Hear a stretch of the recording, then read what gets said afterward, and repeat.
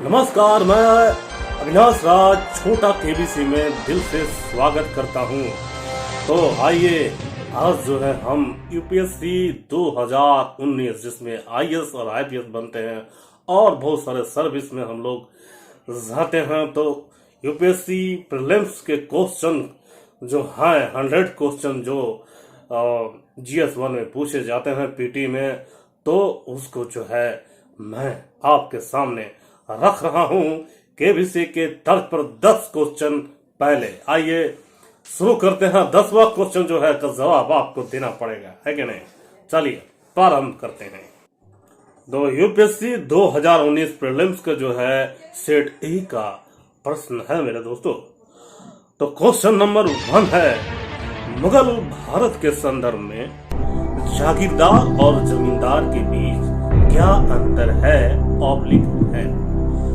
एक नंबर है, जागीरदारों के पास न्यायिक और पुलिस दायित्व के एवज में भूमि आवंटनों का अधिकार होता था, जबकि जमींदारों के पास राजस्व अधिकार होते थे तथा उन पर राजस्व उगाही को छोड़कर अन्य कोई दायित्व पूरा करने की बाध्यता नहीं होती थी।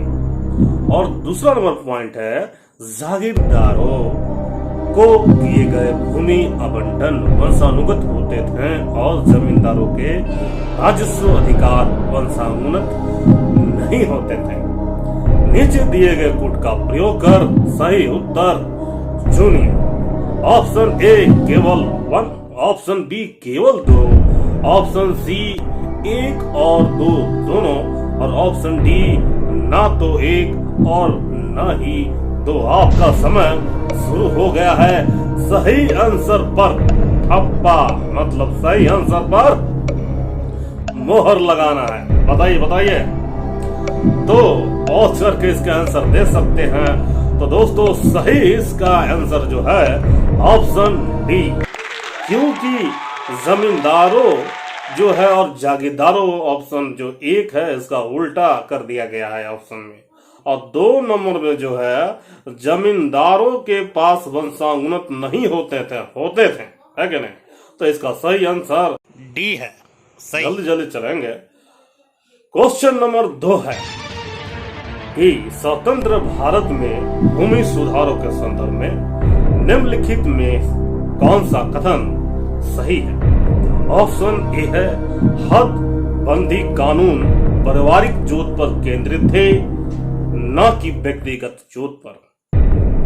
ऑप्शन बी है, भूमि सुधारों का प्रमुख उद्देश्य सभी भूमिहीनों को कृषि भूमि प्रदान करना था। ऑप्शन सी है, इसके परिणाम स्वरूप नकदी फसलों की खेती कृषि का प्रमुख रूप बन गई। और ऑप्शन डी है, भूमि सुधारों में हदबंदी सीमाओं को किसी भी प्रकार की छूट की अनुमति नहीं थे। और आपका समय जो है बिना बोले शुरू हो जाता है कि नहीं? तो सही आंसर में ठप्पा लगाइए। तो इसका सही आंसर है ऑप्शन बी, भूमि सुधारों का प्रमुख उद्देश्य सभी भूमिहीनों को कृषि भूमि प्रदान करना था। चलिए क्वेश्चन नंबर 3 चलते हैं। वैश्विक प्रतियोगिता रिपोर्ट मतलब ग्लोबल कॉम्पिटिटिवनेस रिपोर्ट कौन प्रकाशित करता है? ऑप्शन ए है अंतर्राष्ट्रीय मुद्रा कोष, ऑप्शन बी है संयुक्त राष्ट्र व्यापार एवं विकास सम्मेलन, ऑप्शन सी विश्व आर्थिक मंच यानी कि वर्ल्ड इकोनॉमिक फोरम, और ऑप्शन डी विश्व बैंक। बताइए बताइए। सही आंसर तब ना इस बनिएगा। तो सही आंसर है इसका ठप्पा मोहर। सही आंसर है, मोहर लगाए ऑप्शन डी पे। सॉरी, ऑप्शन डी पे ना, ऑप्शन सी पे। ये कैसी है भैया, लेकिन सब सही है, पढ़ने सब हो जाता है। ऑप्शन सी विश्व आर्थिक मंच वर्ल्ड इकोनॉमिक फोरम। तो क्वेश्चन नंबर 4, चार्टर एक्ट 1813 के संबंध में निम्नलिखित कथनों पर विचार कीजिए। ऑप्शन नहीं, पॉइंट है 1, इसने भारत में ईस्ट इंडिया कंपनी के व्यापार एकाधिपत्य को चाय का व्यापार तथा चीन के साथ व्यापार को छोड़कर समाप्त कर दिया। पॉइंट 2 में है, इसने कंपनी द्वारा अधिकार में लिए गए भारतीय राज्य क्षेत्रों पर ब्रिटिश राज्य मतलब क्राउन जो बोलते थे कि संप्रदा को सुदृढ़ कर दिया, मतलब मजबूत। और पॉइंट 3 है, भारत का राजस्व ब्रिटिश संसद के नियंत्रण में आ गया था।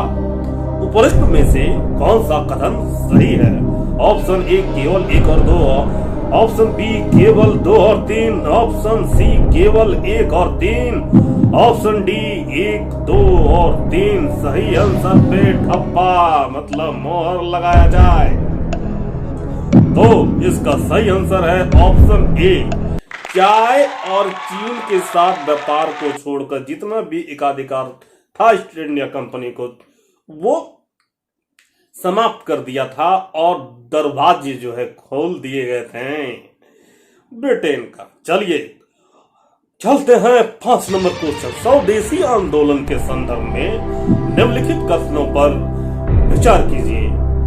पॉइंट 1 है, इसने देशी शिल्पकारों के कौशल तथा उद्योगों को पुनर्जीवित करने में योगदान दिया मतलब किया। और पॉइंट 2 है, स्वदेशी आंदोलन के एक अवयव के रूप में राष्ट्रीय शिक्षा परिषद की स्थापना हुई थी। उपरोक्त में से कौन सा कथन सही है या है? ऑप्शन ए केवल 1, ऑप्शन बी केवल 2, ऑप्शन सी 1 और 2 दोनों, और ऑप्शन डी ना तो 1 और ना ही 2। बताइए इसका सही आंसर क्या है? तो सही ठप्पा है ऑप्शन सी। मोहर सही आंसर क्या है? Option C. चलिए क्वेश्चन नंबर सी, निम्नलिखित युग्मों पर विचार कीजिए। आंदोलन एक तरफ मतलब संगठन है, एक तरफ है नायक मतलब लीडर। 1 नंबर में अखिल भारतीय अस्पृश्यता विरोधी लीग, उधर दिया है महात्मा गांधी। 2 नंबर में अखिल भारतीय किसान सभा और उधर दिया है नायक के तरफ स्वामी सहजानंद सरस्वती। और 3 नंबर में आत्म सम्मान आंदोलन, इधर दिया है ईबी रामा स्वामी नायकर। तो क्वेश्चन कह रहा है कि ऊपर में से कौन सा युग्म सही बगल में है आपका इस क्वेश्चन सही सम्मिलित है? ऑप्शन ए केवल 1, ऑप्शन बी केवल 1 और 2, ऑप्शन सी केवल 2 और 3, और ऑप्शन डी 1, 2 और 3। तो बताइए तो सही मोहर है ऑप्शन डी है कि नहीं? चलिए दूसरा क्वेश्चन। तो क्वेश्चन नंबर 7, निम्नलिखित में से कौन सा एक हड़प्पा स्थल नहीं है? ऑप्शन ए है Chanhudaro, option B Kot Diji, option C Sapagora, option D Desalpur. आपका समय शुरू हो गया है, सही ठप्पा लगाइएगा, सही मोहर बताइए। तो इसका सही आंसर है ऑप्शन सी सहोगोरा। चलिए क्वेश्चन नंबर 8, निम्नलिखित में से किस उभारदार मूर्ति शिल्प मतलब रिलीफ स्कल्पचर पर शिलालेख में अशोक के प्रस्तर मतलब पत्थर रूप चित्र के साथ रानियों अशोक राजा अशोक उल्लिखित है?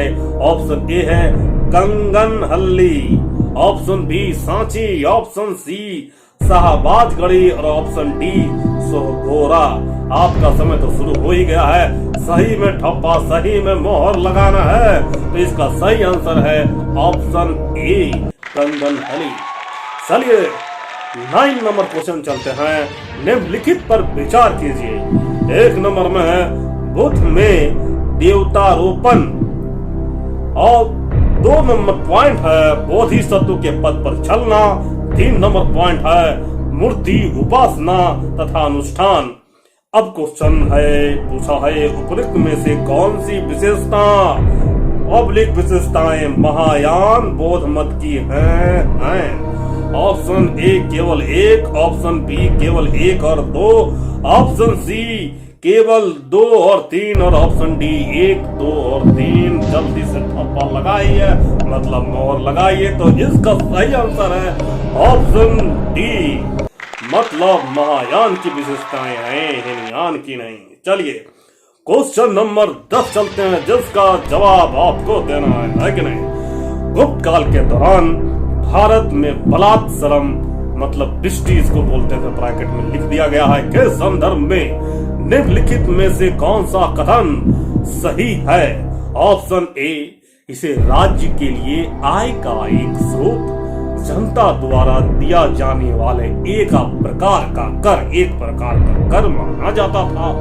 ऑप्शन बी है या गुप्त साम्राज्य के मध्य प्रदेश तथा काठियावाड़ क्षेत्रों में पूर्णतः अब विद्यमान था। ऑप्शन सी है ब्लाक श्रमिक साप्ताहिक मजदूरी का हकदार होता था। और ऑप्शन डी है मजदूर के ज्येष्ठ पुत्र को ब्लाक श्रमिक के रूप में भेज दिया जाता था। चलिए सही आंसर में मोहर लगाइए, ठप्पा लगाइए।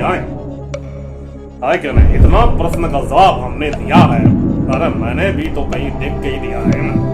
आप लोग वो भी तो इधर उधर पढ़े होंगे, जो भी पढ़े होंगे। देखिए यूपीएससी में अगर 50% पीटी में ला दीजिएगा भैया तो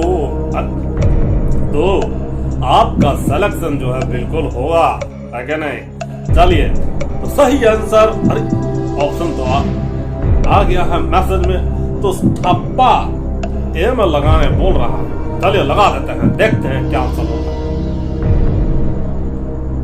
बिल्कुल सही जवाब ऑप्शन ए, इसे राज्य के लिए आय का एक स्रोत जनता द्वारा दिए जाने वाला एक प्रकार का कर माना जाता था। बिल्कुल सही जवाब, क्या बात। चलिए अब अगर आपको सही लग रहा है वीडियो, और देखिए कोई भी कंपटीशन निकालने के लिए प्रीवियस ईयर का प्रश्न और उत्तर देखा जाता है, वो आईना है दोस्तों, सिलेबस है, वही सिलेबस और प्रीवियस क्वेश्चन देखिए, सिलेक्शन पक्का है, उसके अनुसार पढ़िए। और अगर वीडियो पसंद आता है तो इसी तरह का वीडियो चाहते हैं, लाइक कमेंट शेयर कीजिए, दोस्तों को भी बताइए। फिर मिलते हैं, नमस्कार, जय हिंद।